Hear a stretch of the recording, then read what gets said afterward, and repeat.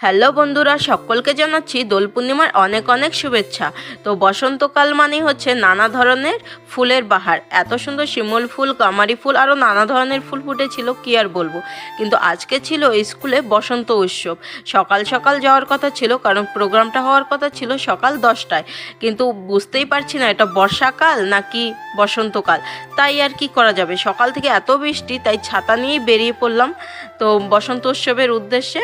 এসে দেখি স্কুলে প্রোগ্রাম শুরু হয়ে গেছে, কারণ আমার আসতে একটু লেট হয়ে গিয়েছিল।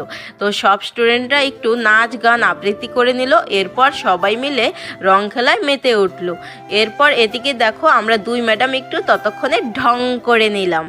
এরপর স্টুডেন্টদের প্রোগ্রাম শেষ হওয়ার পরে আমরা সব টিচাররা মিলে আরেকটু ডান্স করে নিলাম। তো আজকের দিনটি আমাদের দারুণ কাটলো। তোমাদের বসন্ত উৎসব কেমন কাটলো অবশ্যই কমেন্ট করে জানাবে। আর যদি ভিডিওটি ভালো লাগে অবশ্যই লাইক কমেন্ট শেয়ার করো। Tata, bye bye.